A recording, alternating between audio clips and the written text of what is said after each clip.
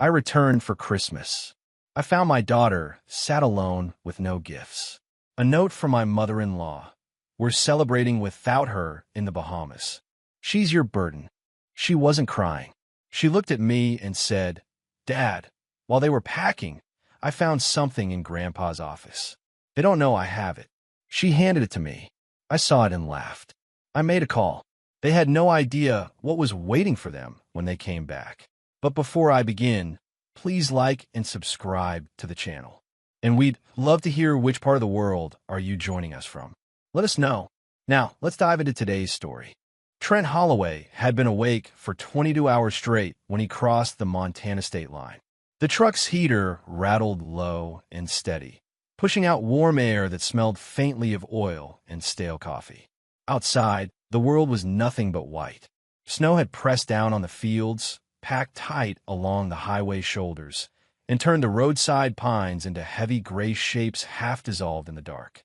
A reflective sign swept through the headlights and disappeared behind him. Bozeman, 41 miles. He rolled his neck, heard it crack, pressed a little harder on the gas. 6 weeks in North Dakota.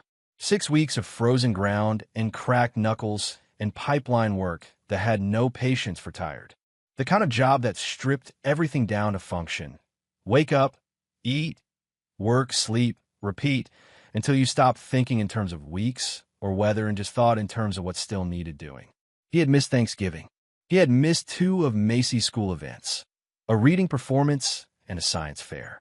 Both times, she had called him that evening and described it in careful detail, giving him each piece like she was working to make sure the distance didn't take too much from him.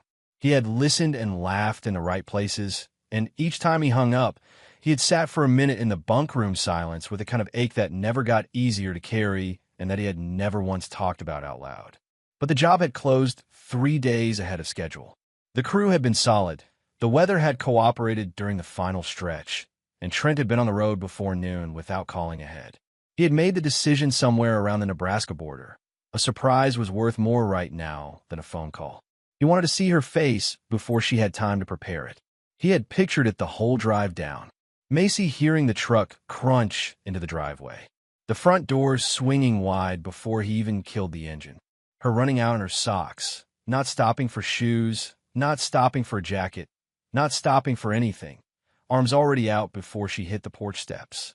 And Lauren in the doorway behind her, backlit and warm, shaking her head in that way she had when she was pretending to be exasperated but wasn't.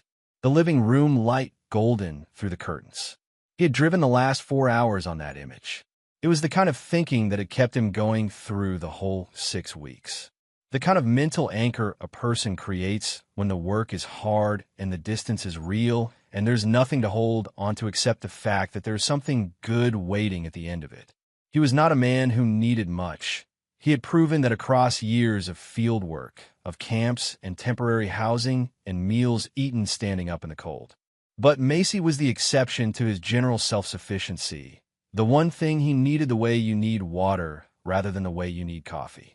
The work was survivable without her. Everything else was survivable without her. But he had not had a single full night of sleep in 6 weeks. And the reason, if he was honest about it, was her. The marriage was something else entirely. He had stopped lying to himself about that sometime around the 2nd year of the pipeline contracts. The quiet, steady recognition that what he came home to was less and less the thing he had married, and that the drift was not entirely explained by absence. Patricia had been in his house and in his marriage since the beginning, always at the edge of things, always shaping Lauren's responses in ways that were hard to name directly, but unmistakable in their cumulative effect. He had chosen his battles carefully over the years, which meant he had chosen to lose many of them quietly. He had told himself that was maturity, that it was pragmatic, that the marriage could absorb these accommodations and still remain fundamentally sound. He had been wrong about that, and somewhere in the last year he had started to understand just how wrong. He turned onto their street just after 9 in the evening. The neighborhood was quiet in the specific way of a block after fresh snow. Sounds absorbed, edges softened, every porch light burning amber through the hanging icicles. A neighbor 2 houses down had left a Christmas wreath on their door since before he left. Still there, faded at the edges, patient. He slowed, and pulled into the driveway. The house was dark, not the dark of people who have gone to bed early and let the room settle. A different kind of dark, something closed and withdrawn, the darkness of a place that has not been occupied in days. No light around the curtains. No flicker from the television. Even the small lamp Lauren kept burning on the side table in the living room, the one she called her way home light, a habit she had kept for the full 11 years of their marriage, was off. Trent sat with the engine ticking as it cooled. He looked at the front door. He told himself it was fine. They had probably gone to bed early. The lamp bulb had probably burned out. He reached for his bag on the passenger seat.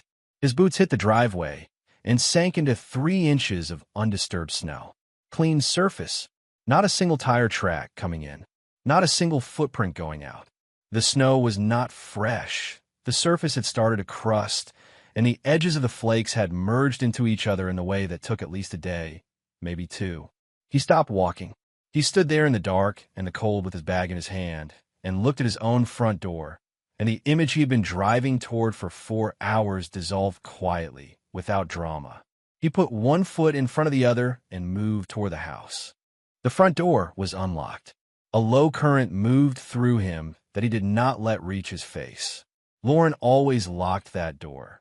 It was a habit pressed in her by years of her mother's consistent voice, Patricia's particular brand of caution that touched every small decision in the household like a thumb pressing a thumbtack home, whether or not the thumbtack needed pressing. The door being unlocked meant either something was wrong or nobody had thought about it on the way out.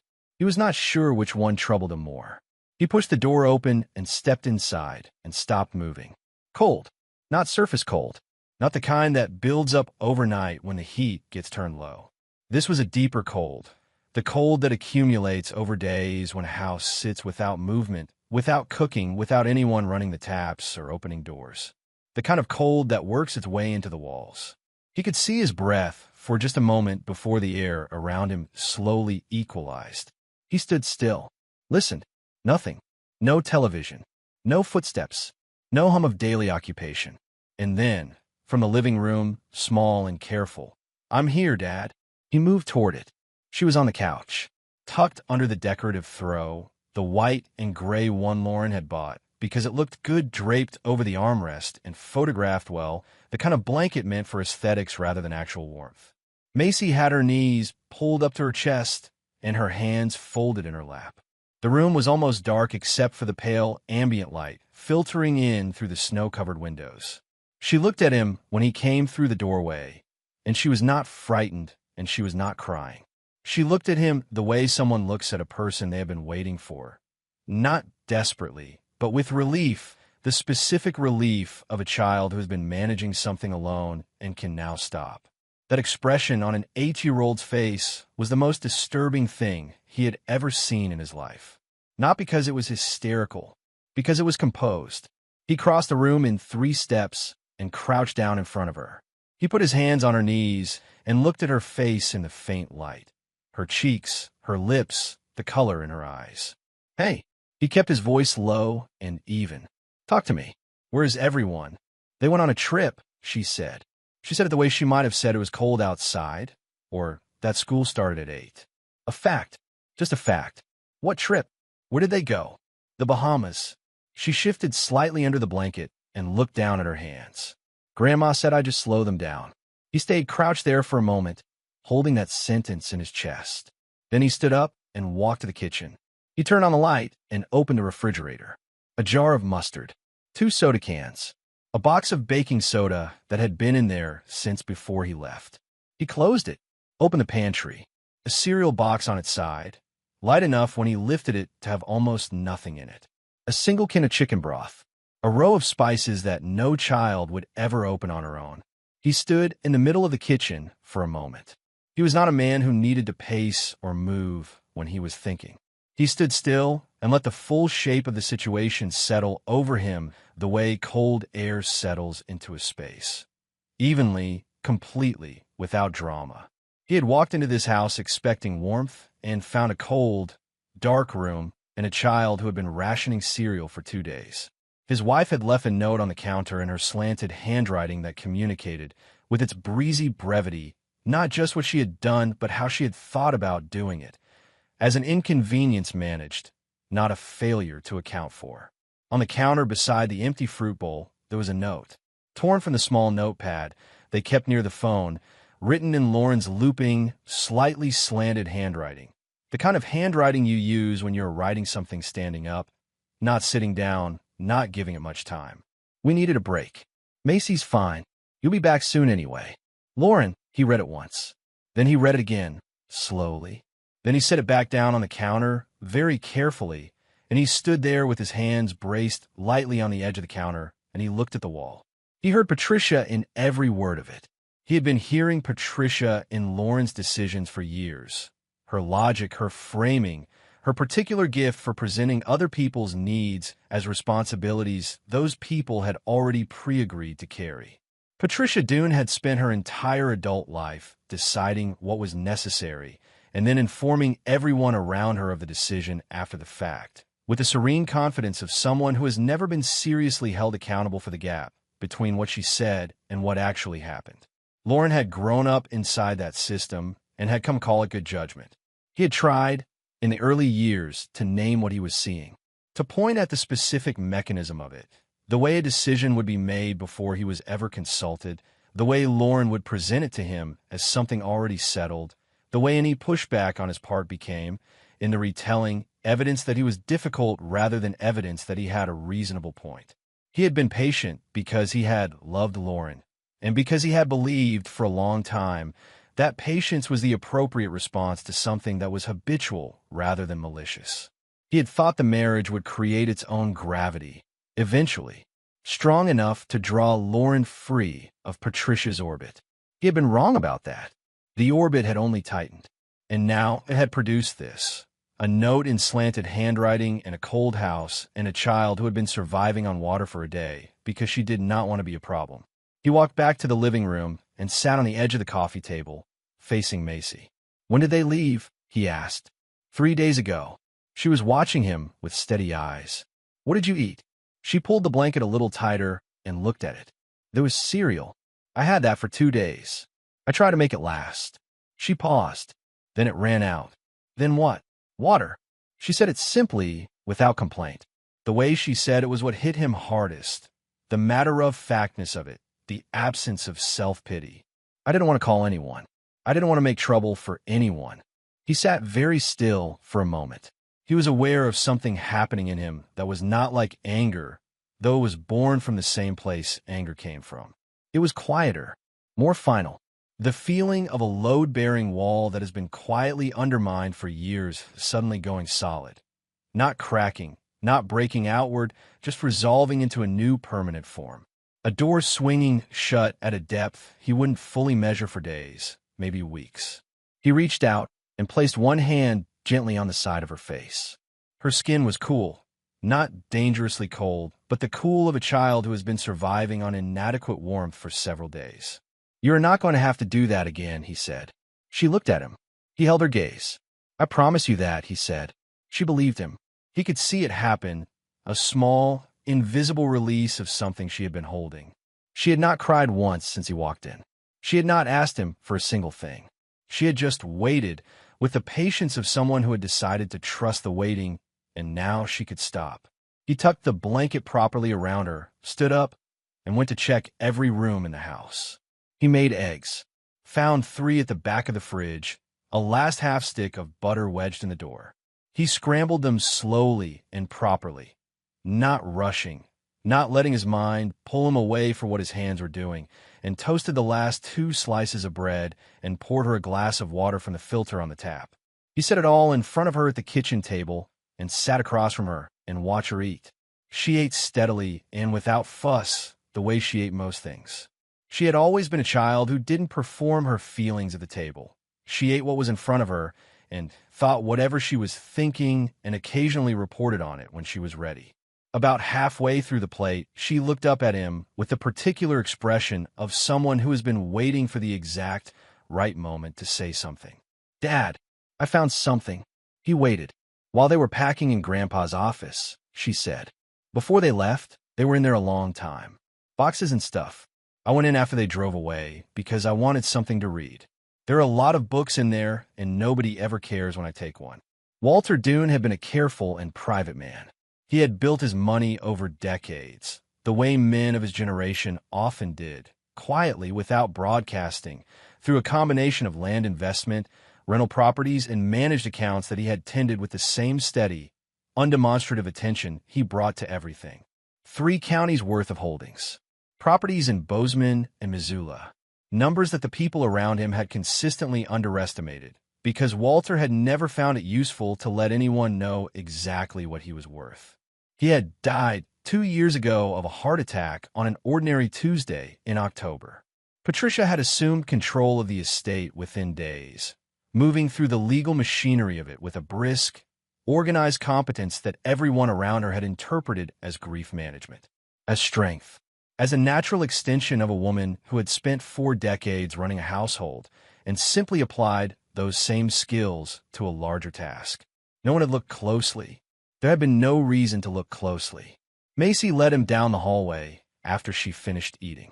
Walter's office was a room that had always carried a particular atmosphere, formal and still, smelling of old paper and the faint residue of pipe tobacco that had soaked into the furniture years before Walter gave it up.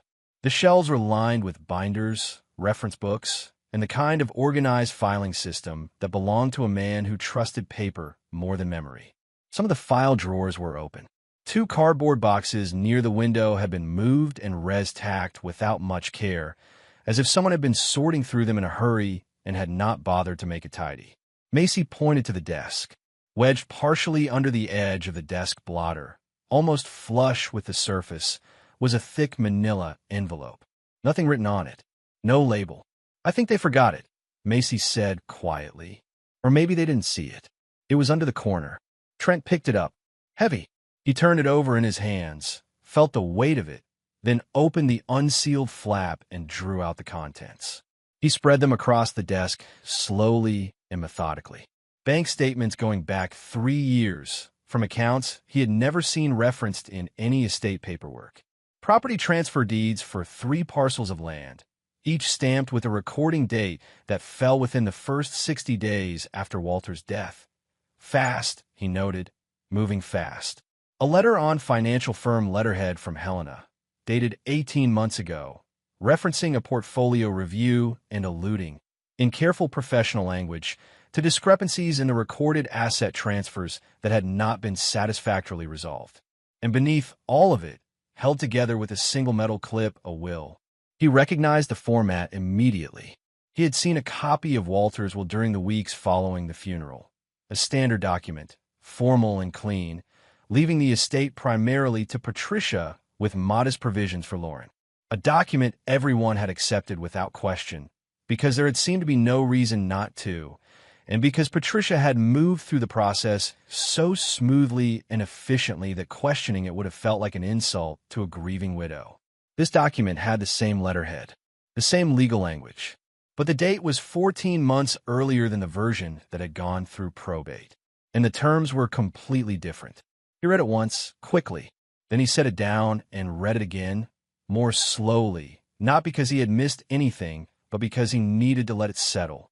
The estate, the properties, the managed accounts, the majority of what Walter had spent his life building, was to pass into a trust established for Macy's benefit, to be administered until she turned 25. Trent was named as trustee and estate guardian.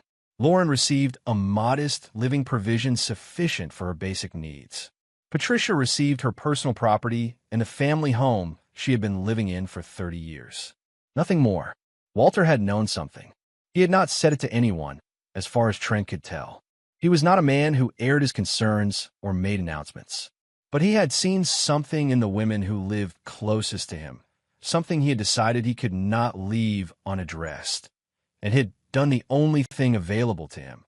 He had written it down, signed it in front of witnesses, and left it to the law to carry. Trent stood in that room for a long moment, holding the will in both hands. He let out a short, dry sound, not quite a laugh, but related to one.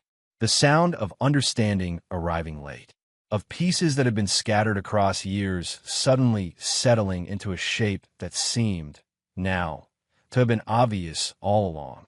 Patricia hadn't brought her daughter and her grandchild's father's absence and all her careful logistics to bear on the Bahamas trip because she needed a vacation.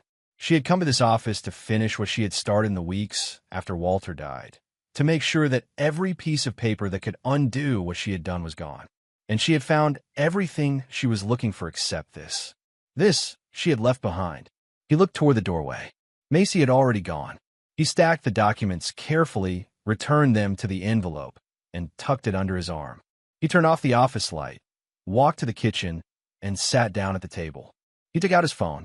The attorney he called had handled a property boundary dispute for him 3 years ago and was known around Bozeman as someone who did not get excited or verbose unless the situation required it. When Trent laid out what he was looking at, briefly, specifically, without editorializing, there was a silence on the line that lasted a full 5 seconds. "Don't touch anything else in that room," the man said. "Don't photograph anything and don't send it anywhere. Bring the whole envelope in at 8 tomorrow morning." "I'll be there," Trent said.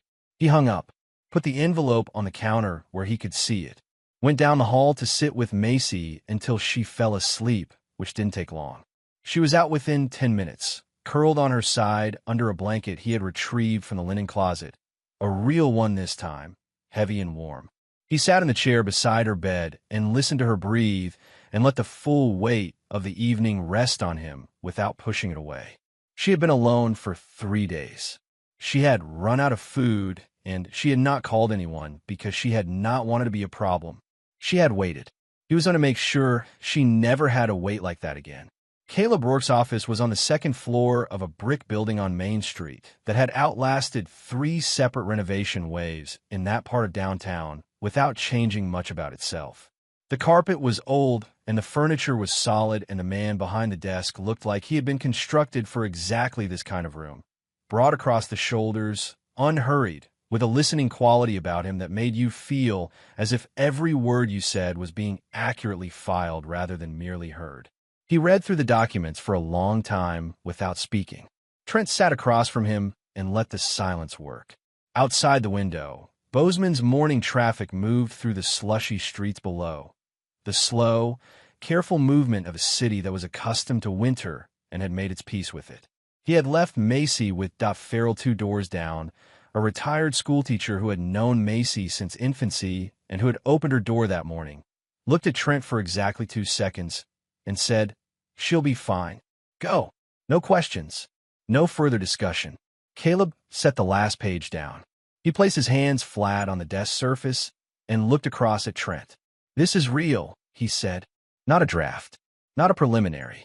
Properly executed, valid signatures, valid notarization. And the date on it predates the version that went through probate by 14 months.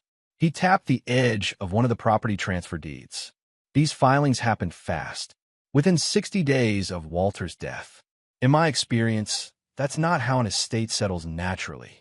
That's how it settles when someone is moving deliberately. He picked up the bank statements, and these account movements were never reported to the probate court. "Is the will they submitted forged?" Trent asked. "That's for a forensic document examiner to determine, and we will retain one. What I can tell you right now is that the document you brought me is legitimate, and the combination of a hidden original will, unreported asset transfers, and the filing speed on these deeds is already enough to open a serious estate fraud investigation against your mother-in-law." Trent nodded once. "And Lauren?" Caleb leaned back and turned a pen in his fingers. She signed 3 of the 9 transfer deeds. 3 separate dates, spread across 6 weeks.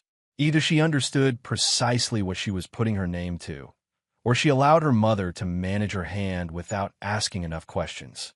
He set the pen down. Courts have seen both versions of that story, and I'll be honest with you. The distinction matters less than you might expect when there's a signed instrument with your wife's signature on it. What matters is the outcome, and the outcome is documented.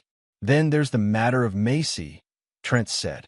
Caleb's manner shifted slightly, not softer, but more deliberate, the way a man moves when he is choosing his language with care.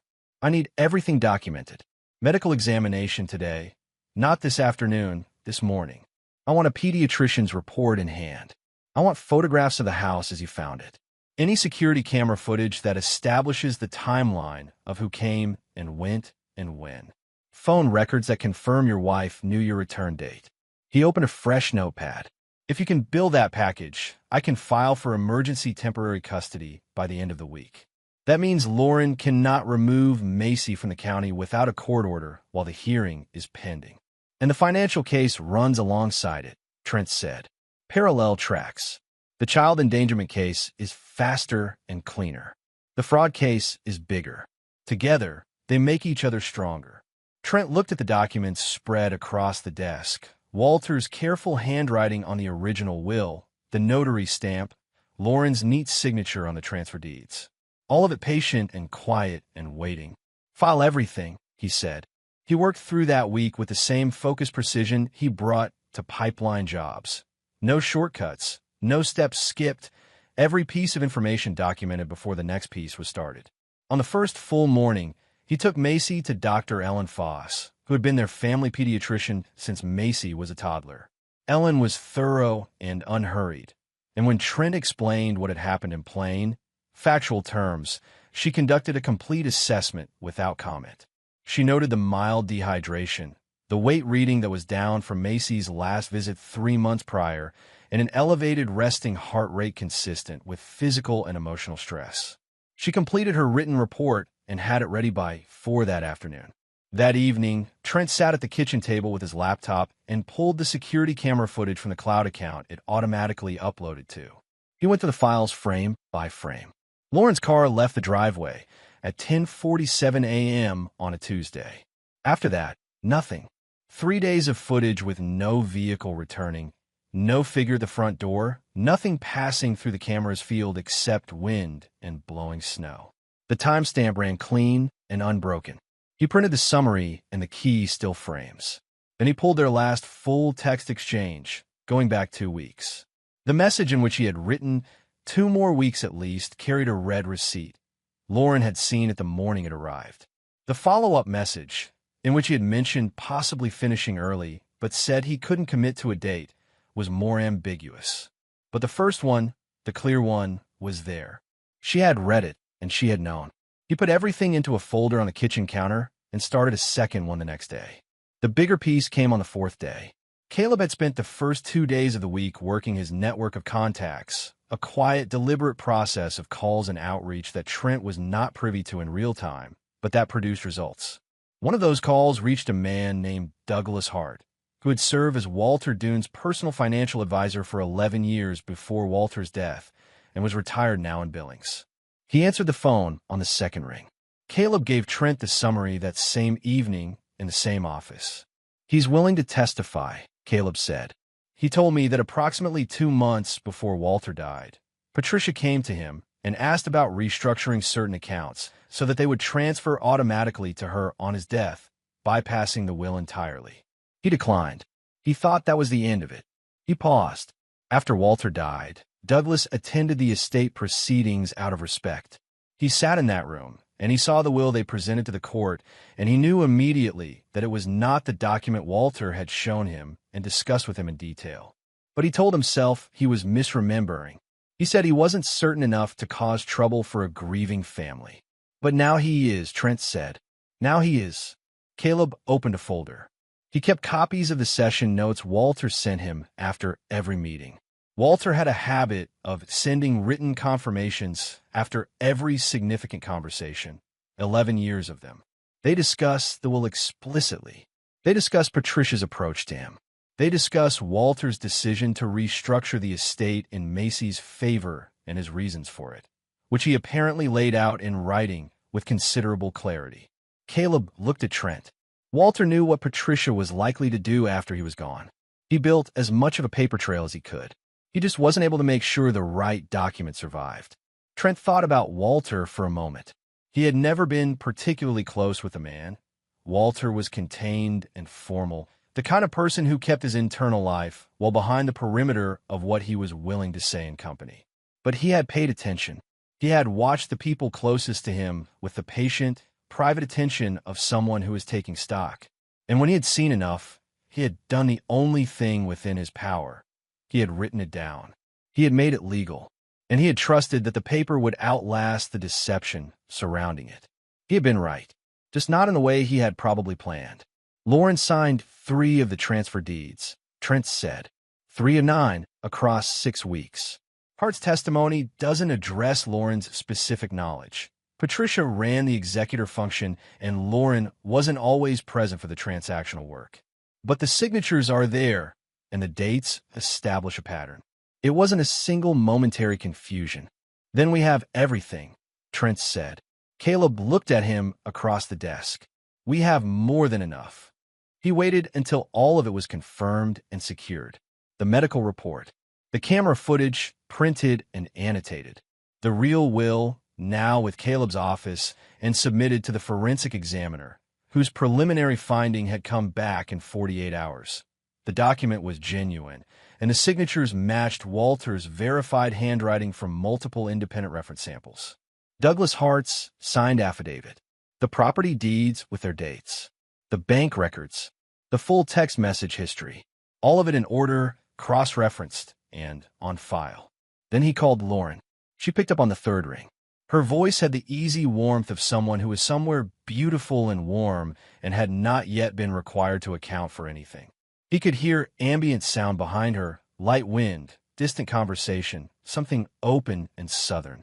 Hey, we're still here. Honestly, this place has been incredible. You wouldn't believe that you left Macy alone. He said it flat, not with force, not raised. Stated the way you state a measurement or a temperature, a thing that simply is. A pause, brief. Then, oh God, is she okay? I thought Mom had arranged everything with Mrs. Cartwright. She said it was confirmed. She called her personally. Nobody came. 3 days. I have the security footage. No vehicle entered the property after you left. Trent, that's not. I have Macy's medical report. She was dehydrated. She ran out of cereal on the 2nd day, and she was drinking water. She told me she didn't call anyone because she didn't want to be a problem. He let that sit for a moment. She's 8 years old. The silence this time was different. The first pause had been the pause of surprise. This was the silence of someone who has heard something they cannot reframe and knows it. I didn't know it was that bad. Her voice had dropped, gone careful, gone deliberate.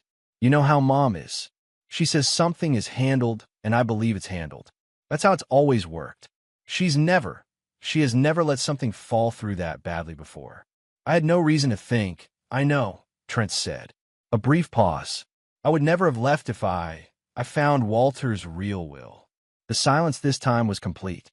Not a pause, a total stillness. He could hear the ambient warmth of wherever she was in that silence. The faint outdoor sound still running in the background, and then none of it registered because the silence on her end had taken up all available space. Then Patricia's voice in the background. Close, sharp and controlled. What did he say? Lauren's voice, almost inaudible. Nothing. Just hold on, don't, Trent said quietly. Don't manage it right now. The documents are already with the court. The forensic examiner has confirmed the original will. Douglas Hart has signed a statement. He paused. You'll both want to come home soon. Trent, please, he ended the call. He set the phone on the kitchen table and sat back in his chair and stayed there for a while without moving. The house was quiet around him. Down the hall, he could hear the soft, ordinary sounds of Macy in her room. A drawer opening, something being set down, the small domestic soundtrack of an 8-year-old going about her evening. She had been sleeping well this week. The first morning after he came home and restocked the kitchen properly, she had opened the refrigerator, stood, and looked at it for a long, silent moment, and then closed it and walked to the table and sat down for breakfast without saying a word. She had eaten 2 full helpings and not left a single thing on her plate. He thought about what was coming. The courtroom. Lauren's tears, which he had already factored into his thinking. He knew the particular way she moved through confrontation, the instinct she had always had to find the angle of greatest softness and inhabit it fully. Patricia's composure, which would hold as long as it could and then wouldn't. The story they had probably begun constructing the moment he hung up. He felt none of what he might have expected to feel. No nervousness, no anticipatory grief for the marriage, which had been failing in quiet ways for years. No anger that needed managing. He felt clear. He felt the specific, grounded steadiness of a man who has done every part of the preparation correctly and is now simply waiting for the process to complete. He finished his coffee, rinsed the cup, went down the hall to say good night to his daughter. The Gallatin County Courthouse sat 2 blocks from Main Street, pale-bricked and functional, the kind of building that makes no claim to grandeur but accumulates weight through the sheer volume of what has been decided inside it over the years. The morning was cold and the sky was a hard, washed-out blue above the snow-covered rooflines.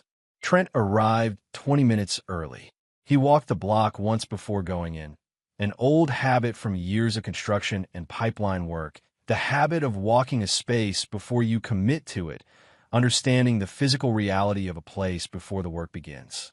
Then he went through the doors, nodded to the court officer, and found the right room. He chose a seat near the back wall, despite Caleb's earlier suggestion about positioning. He wanted to watch the room fill. He had not slept particularly well in the days leading up to this morning, but it was not the kind of sleeplessness that comes from anxiety. It was more like the sleeplessness of someone who has work that is still running through his mind, not because he is uncertain about it, but because his mind was doing what trained minds do, running checks, going over the sequence, making sure nothing was left in an uncertain state. He had woken early each morning this week, had lain in the dark for a few minutes, and had been unable to find anything he had missed or left undone. That, in itself, was its own kind of reassurance. He thought about Macy briefly. She was at school. He had dropped her off that morning, and she had climbed out of the truck and collected her backpack and turned to look at him through the open window with the expression she sometimes had, watchful, assessing, older than she should need to be. "It's today, right?" she had said. "Yes." She had looked at him for a moment more.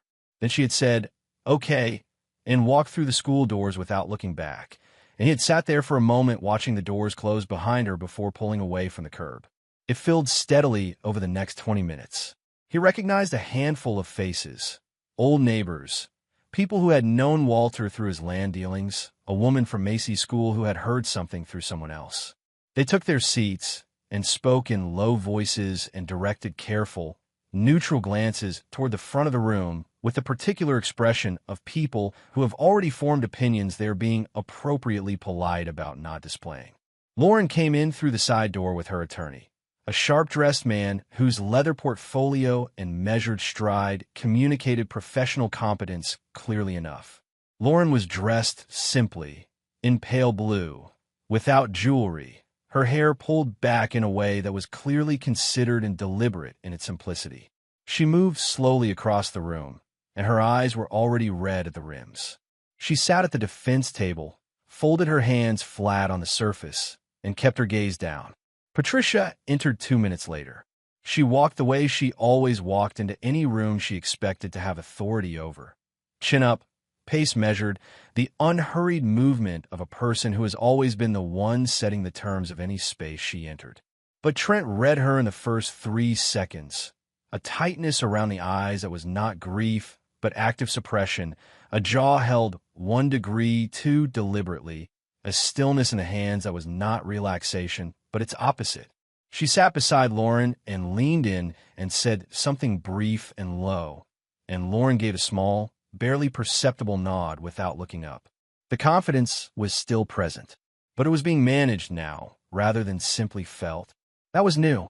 Caleb was at his table, arranging documents with the calm focus of someone who finds nothing dramatic about what he is doing, because he has done this many times and the drama is not the point. The judge entered and the room came to order. Lauren's attorney opened with a well-constructed frame. He was measured and sympathetic in the way good attorneys are. He acknowledged the facts that could not be denied and built a careful emotional shelter around his client using the ones that could be shaped. He talked about the extended absences, the pipeline contracts, the pattern of a marriage in which one partner carried the weight of daily life while the other worked across state lines. He described his client as someone who had relied heavily on her family network in the absence of a present partner, and who had made the misjudgment of trusting a family member's assurances about an arrangement she had believed was in place. It was not a bad argument. Trent gave him that. Lauren took the stand and had composed herself with care. Her voice was controlled, but carried a precise degree of fragility. Not weak, but vulnerable in the specific way that invites sympathy before scrutiny. She spoke about the years of the marriage with the fluency of someone who had been rehearsing the narrative. She described the loneliness of a Montana winter with a young child and a husband 3 states away. She described her mother as the constant, the presence who had helped manage the household, attended the school events, been there during the nights. Macy was sick and Lauren was stretched too thin to manage it alone. My mother has been there for everything that mattered, she said quietly. When I needed help, she was the one who showed up. I trusted her because she had never once given me a reason not to. When she said the neighbor was confirmed to check on Macy, I believed it completely. I want this court to understand that I would never in my life leave my daughter without knowing she was cared for. She held a pause, looked at her hands. Then she looked across the room directly at Trent. Her face shifted, a small, controlled erosion at the corners of her mouth, the kind of expression that arrives when someone has real feeling to lean into and chooses to lean. There was genuine grief in it, the grief of a person watching a situation reach an endpoint they had somehow failed to prevent even as they created it. My husband has built a case against our family, she said. Her voice was low and even. He wants to take my daughter away from me. But I have never, not one day of her life, stopped loving that little girl. Not for 1 hour. The room absorbed it. He could feel the slight, collective adjustment, people recalibrating, weighing what they had just heard against what they already thought they knew. The particular breath-holding that happens when one version of a story is presented well enough to create real uncertainty about the other one. Trent sat with his hands folded in his lap and his face neutral. He did not look at the people in the seats behind him. He did not react. He had expected every note of this, every calibration. He had watched Lauren move through difficult conversations for 11 years, and the instinct was always the same. Find the position of greatest softness, inhabit it fully, redirect the narrative toward her own experience until the other person starts wondering if the problem is actually themselves. She was not lying in the simple sense of fabricating things that hadn't happened. She was arranging what had happened so carefully that the most important parts became invisible. It almost worked. He could feel the moment when it almost worked. Then Caleb stood. He did not raise his voice. He moved through the evidence with the unhurried patience of a man who has learned that facts do not require performance. They require order, clarity, and the patience to present them without getting in their way. He started with the abandonment. He produced the security camera summary, a printed timeline with still-frame captures attached, showing Lauren's vehicle leaving the driveway at 10:47 a.m. on a Tuesday and not returning for 5.5 days. He walked the judge through each frame: the empty driveway, the unbroken snow surface, the absence of any movement at the door across 3 full days. He presented Dr. Foss's written report: mild dehydration, below baseline weight, elevated heart rate, and the physician's documented opinion that the child had gone without adequate nutrition for a minimum of 40 to 48 hours. He noted the medical findings were consistent with the child's own account that she had been without food for over a day. He read Lauren's note into the record. Flat, word for word. We needed a break. Macy's fine. You'll be back soon anyway. He let the words sit in the air for a moment before he moved on. The way you let something rest after you've set it down so that people understand you're not rushing past it. Then he moved to the financial record.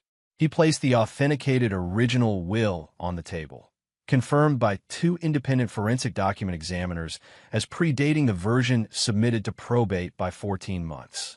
He walked the judge through the property transfer deeds one by one, identifying Lauren's signature on 3 of them, noting the dates and the 6-week interval across which they had been signed. He produced the bank statements and traced the flow of assets in clean, sequential terms, where the money had originated, where it had moved, and the fact that none of those movements had appeared in the probate court filing. Then he placed Douglas Hart's affidavit on the table. He summarized it in plain language. Walter Dune had revised his estate plan deliberately and documented the reasons for doing so.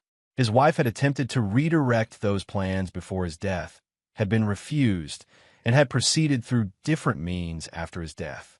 The will submitted to probate did not reflect Walter's actual intentions, as documented across 11 years of detailed advisor correspondence.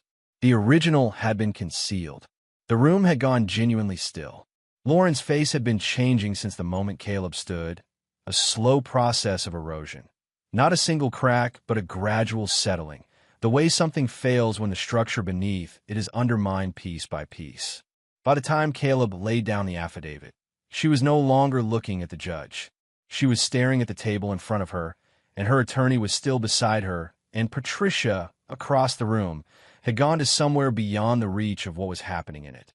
Her spine was straight. Her face was locked, but the confidence was gone from behind her eyes, replaced by something that looked less like composure and more like the absence of available options. "I didn't understand what I was signing," Lauren said. It came out low, directed at the table rather than the room. The statement of someone who needs to say something, even if no one responds. Caleb looked across at her, not unkindly, but without any yielding in his manner.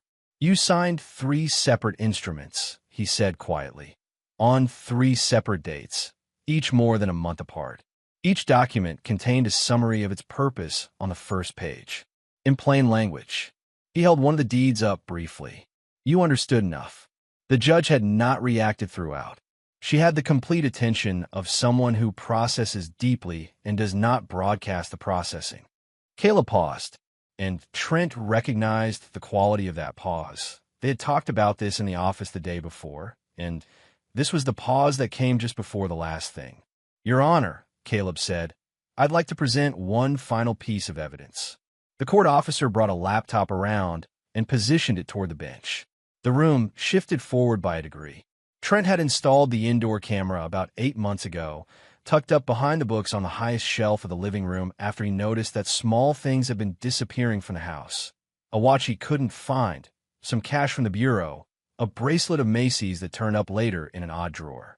The camera had never captured anything useful for that particular concern.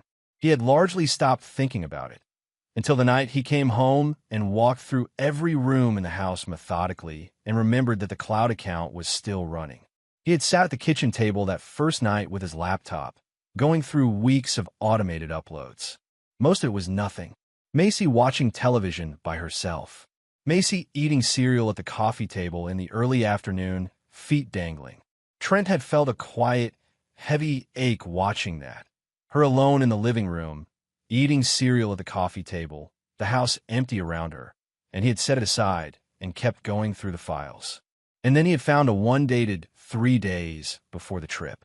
The footage was captured from above and to the side in the slight fisheye perspective of indoor cameras, the audio coming through a small built-in microphone that caught the room with enough clarity to be useful. The image was lit by the flat afternoon light coming through the living room windows. Patricia stood near the center of the room, hands clasped in front of her in the way she always held herself when she was delivering a verdict. Lauren sat on the edge of the sofa, arms crossed, her gaze somewhere toward the window rather than at her mother. The court officer pressed play. Patricia's voice came through the speaker, clear and unhurried. "She'll be fine." A pause. Then Lauren, quieter. "And if something happens?" A beat. Patricia, turning slightly toward the window. "Then her father deals with it. That's his job." The room went completely still. Not the managed procedural stillness of a courtroom in session. Something real, something that arrived in the room and occupied it entirely. The particular silence that descends when the last remaining frame of a story collapses and the only thing left is what was always true, now spoken plainly in the person's own voice, recorded in their own home, while their daughter sat 2 feet away and nodded and said nothing. Lauren's hands came up and covered her face. Patricia did not move. She stared at the wall to her left, jaw set, eyes fixed on a point outside the room. Whatever was happening behind that face, she had spent too many decades behind that wall to let it out now. She gave it nothing. She sat inside her composure the way a person sits inside a structure they know has been compromised, but will not leave until they are required to. Lauren's attorney leaned toward her and said something low. She did not acknowledge it. Caleb gathered his papers, and sat down. Trent looked straight ahead and said nothing. The judge took 20 minutes.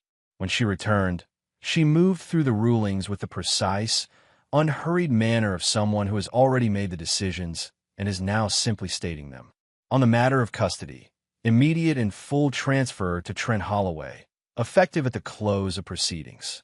Lauren Holloway's access to the minor child was placed under supervised conditions pending the resolution of the pending criminal charges.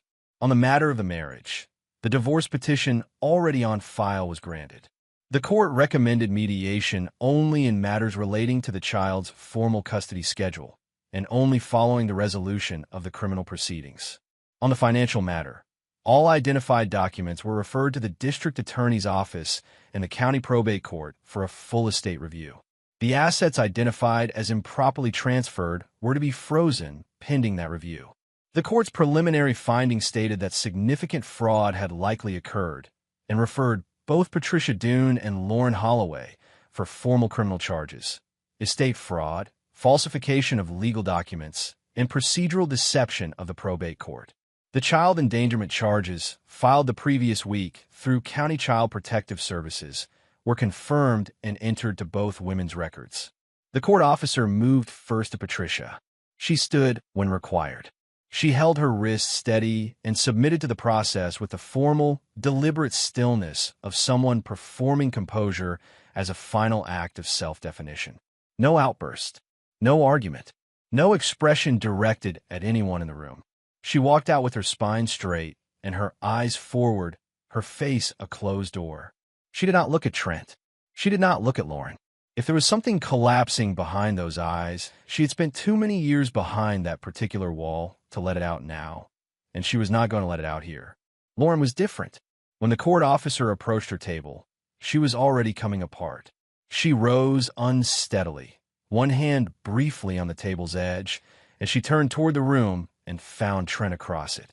He held her gaze without flinching and without expression. He gave her nothing, not cruelty, which would have cost him something, and not softness, which she had not earned. He simply looked at her the way you look at the result of a series of choices that belong entirely to someone else. "Please," she said. The word came out stripped of context, directed at no one. Just the word itself, loose in the air, looking for something to land on. She was still talking as the officer led her through the side door, still reaching for the version of the story in which she was the one who needed to be understood, still explaining the way she had always explained, not lying exactly, but arranging, searching for the angle of the narrative that would turn this into something she could survive. The door closed. Her voice stopped. The room exhaled. Caleb came to stand beside Trent, and they walked out together without hurrying. The afternoon outside was cold and sharp and very quiet. The sky the luminous pale gray of a late winter Montana afternoon. Traffic moved along the block below. A snow plow turned at the far corner and ground its way up the street. "Estate transfer hearing in about 6 weeks," Caleb said. "Should be straightforward, given the record at this point." "Good," Trent said. Caleb glanced at him. "You doing all right?" Trent thought about it honestly. "Yeah," he said. "I am." They shook hands. Caleb went back inside. Trent walked to his truck, started the engine, and drove home. He stopped at the grocery store on the way. He filled a cart without a list, working from memory. The things Macy liked, the things that had been absent from that refrigerator when he came home. He was deliberate and unhurried about it, the way he was deliberate and unhurried about most things. A man who had just come from a courtroom where the last chapter of a very long and damaging situation had been formally closed, buying groceries, because dinner still needed to happen. Because the ordinary things did not pause for the extraordinary ones, and he had always found more comfort in the ordinary things anyway. He thought about the call he would need to make to Macy to tell her he was on his way home. She was at Dot's again today. He had explained enough to Dot without explaining everything, and Dot had understood enough without needing everything. That was the specific social intelligence of a woman who had spent 30 years teaching children. The ability to read a room accurately and respond to what was actually needed rather than what was technically asked. He thought about what came next. The estate proceedings. Caleb's 6-week timeline. The matter of Macy's life going forward. her schooling, her stability, the gradual process of a child who has absorbed a significant disruption, working her way through it at her own pace. He was not a man who needed to plan everything, but he was a man who needed to know where the next step landed before he put his weight on it. And the next step was clear: home, dinner, tomorrow morning. The day after that, he loaded the groceries into the truck and drove home through the last of the winter afternoon. Weeks passed. The criminal proceedings moved at the pace they always moved when the evidence was extensive and well-documented, methodically, without drama, through a series of hearings and procedural steps that Caleb handled and summarized for Trent in brief weekly calls. Patricia's attorney filed motions that came to nothing. Lauren's attorney negotiated terms.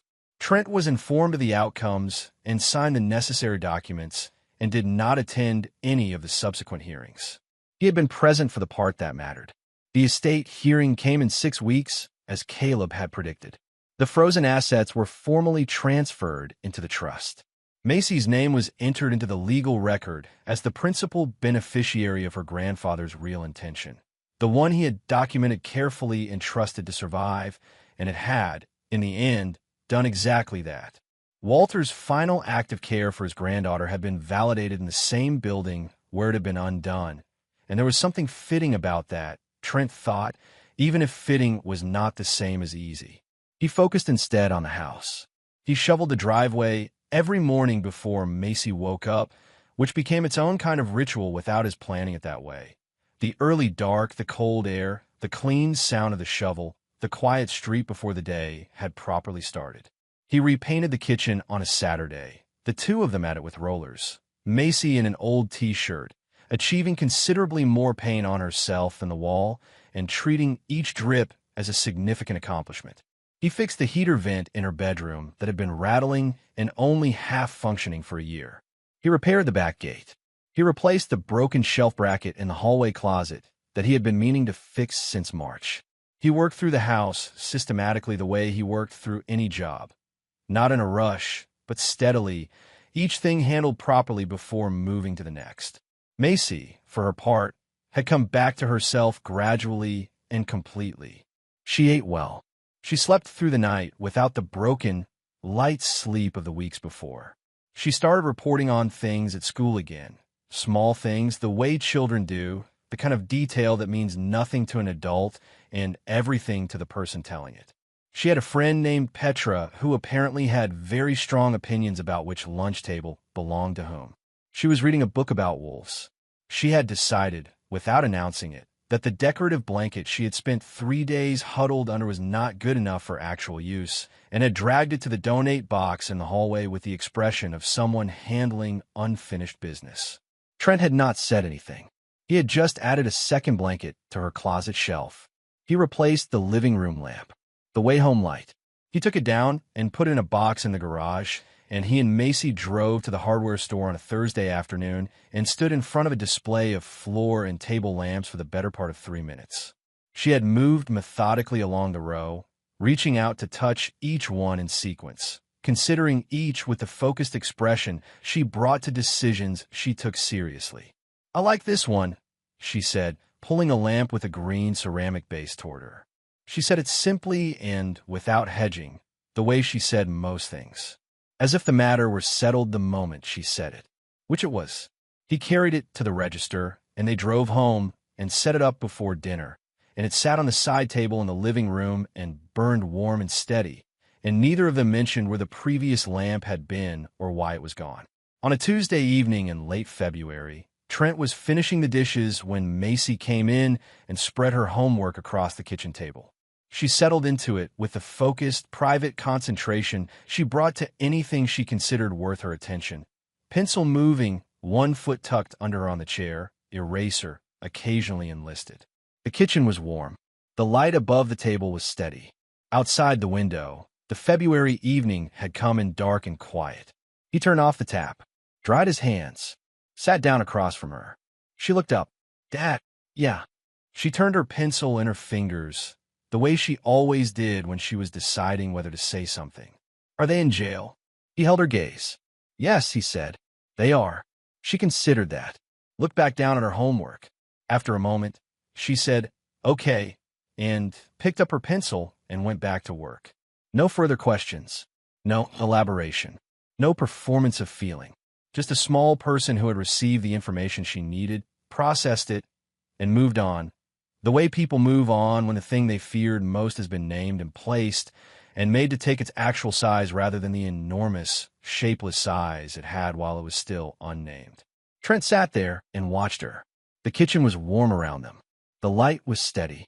Outside, the last of the winter dark had settled in, and the snow on the back steps caught the porch light and turned its soft gold along the edges. Somewhere down the street, a car moved slowly through the quiet and was gone. He thought about what they had believed, the two of them, each in her own way, both formed by the same long-standing assumption that the world could be managed if you moved quickly enough and controlled enough of the available information. They had believed that a man who worked pipeline jobs in another state and came home tired from it would not look closely. That a man who had spent years choosing not to start fights would go on choosing that. That documents could be buried and timelines could be obscured and a child could be left in a cold house and lives could be rearranged in someone else's favor if you acted before anyone had time to organize a response. They had underestimated Walter, who had seen what was coming and written everything down and trusted it to survive him. They had underestimated Macy, who had found the envelope in the quiet of an empty house and held it carefully and waited for a father to come home. And they had underestimated Trent, who had arrived 3 days early in the dark and the snow, and who had understood within 20 minutes of walking through that door exactly what had been done and exactly what he was going to do about it. Not with anger, not with noise, with the same precision and patience he brought to any job that mattered. The kind of work where getting it right the first time is the only acceptable outcome. They had counted on speed, on secrecy, on the assumption that nobody would look closely enough. They had been wrong about all of it, and they had paid for it, and they would keep paying for it, and that was no longer Trent's concern. Macy stacked her homework and said, "Can we watch something before bed?" He said yes. They went to the living room together and settled on the couch. Macy under the heavy blanket, the good one, her socked feet tucked under her, the green-based lamp burning warm and steady on the table beside them. The television came on, and the room filled with its quiet, ordinary light. The house held them the way a good house should, without effort, without drama, without requiring anything from either of them except to be in it.